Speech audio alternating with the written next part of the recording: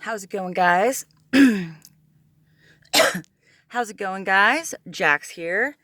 Thanks for visiting my channel, Objective Observations. Please like, share, and subscribe if you have a moment. I love that. Tonight, I wanted to talk about social accountability. What is social accountability anyway? Is social accountability something that we practice? What do you guys think? Are we accountable as a society? The answer to that question is no, we are not. Because in order to be accountable as a society, we would have to stop pointing fingers at each other. Okay? Because pretty much everything that goes wrong is somebody else's fault, you know? Nobody seems to be able to come up with any solution, all right? It's really easy to find somebody to blame, but, there's no solution. And the people who are being blamed are too busy defending themselves to consider a solution as well. Why aren't we accountable as a society?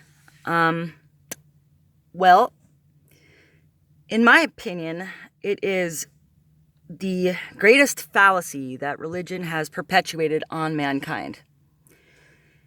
The removal of social accountability.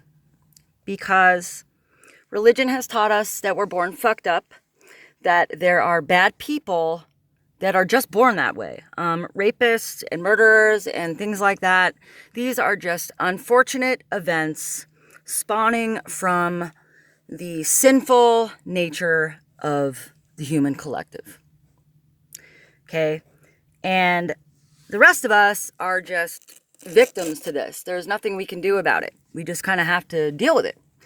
And that's why we have jail, And also, when this person dies, when these rapists and murderers die, don't worry because, if you're religious, you believe that they'll burn in hell. And that will be the justice received, okay? I'm here to say that is fucking ridiculous, okay? A society without accountability, okay, is like thunder without lightning. I don't know. It's like the bear that doesn't shit in the woods, How the fuck are we not accountable or realizing that we are accountable? Because that's the thing, is we are accountable. We just don't realize it. If the society is producing rape and murder, okay, it is a result of the society itself. That's our fault, okay? But it's also our solution, because being in a position of fault, let's say, for lack of a better term, is being in an active position of change. That's, being wrong is where we can access that point. And that's important, okay? But that means that we have to stop. Now, here's where it gets a little tough, guys. We have to stop pointing the finger at the individuals. We have to stop saying, well, it's that, that guy's a murderer and he's fucked up, and assuming that we have nothing to do with that. Because we do. You know whose fault it is? It's not that guy's fault, okay? It's my fault, and it's your fault, and it's your neighbor's fault, and your pastor's fault, and your grandfather's fault, and your great-grandfather's fault, and everyone before him.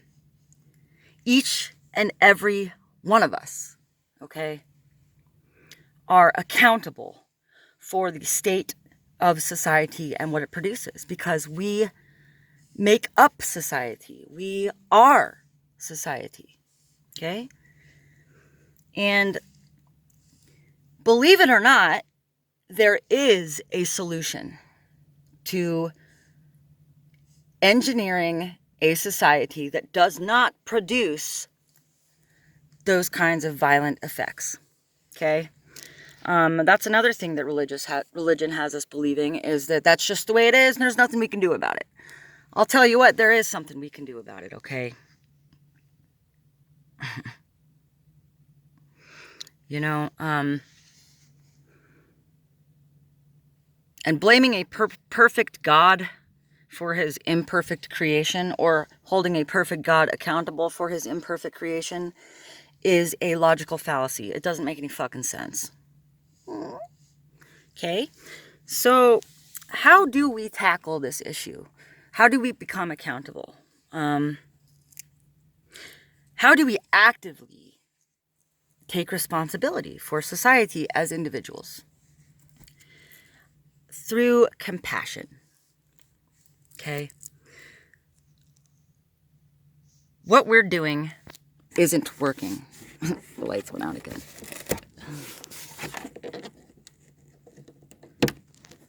And that's the truth. Okay? What we're doing isn't working. And compassion is the only way. This means that we have to learn compassion for the rapist and the child molester and the murderer. Okay? This is a different kind of compassion. It is a functional compassion. This is the kind of compassion that produces a favorable outcome, that has the potential to solve the dilemma entirely. Compassion is not something that we give because we're good people, or we give because we feel that so-and-so deserves it. It has nothing to do with that. Compassion is functional. It is a function of love, and love is what we are, okay? And through compassion, we can embody love, and through love, we can heal. And we can sustain these kinds of pivotal transitions moving forward. Okay? This means that we have to deliver acceptance, not tolerance, because that's what we're doing now. We are tolerating the behavior. Okay? Tolerating the behavior and accepting the behavior are two totally different things. Okay? Right now, we are tolerating what we do not accept. We need to accept what we do not tolerate. There's a big difference. Okay? By showing these people compassion moving forward and learning how their brain is functioning and understanding them, okay, we will be demonstrating compassion. Okay? If we want to be understood, the key is to understand another, okay? If victims of these crimes want to be understood and want to know remorse from their perpetrator, then they must seek to understand their perpetrator through functional compassion. And in an ethical society, this is a no-brainer. But in our modern day stagnancy of remaining in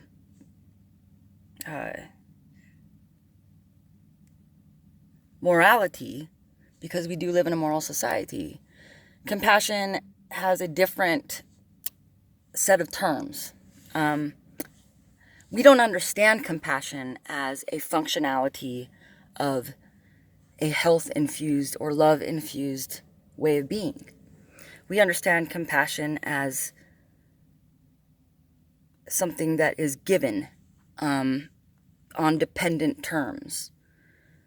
We don't see it as an active, producing an active outcome of, beneficial quality. But it does. I understand that this is a very unpopular observation, folks, because this isn't my observation. This isn't my opinion. This is my observation.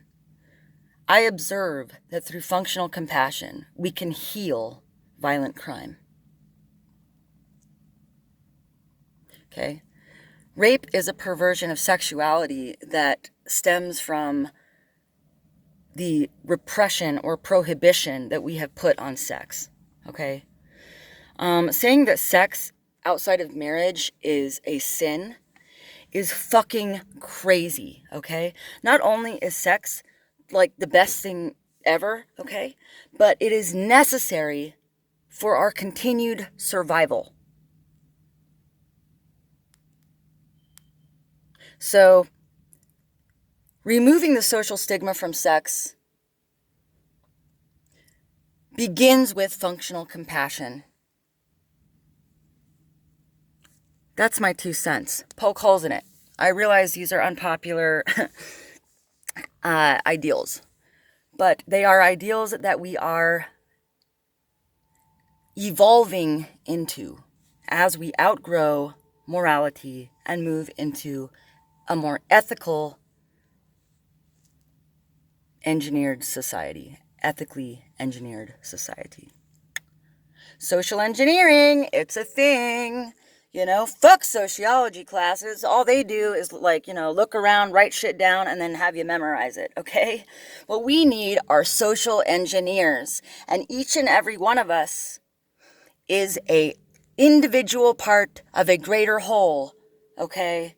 So each and every one of us can assist in engineering this society through functional compassion into a ethically evolved future that benefits the whole, okay? Love your fucking neighbor. Good night.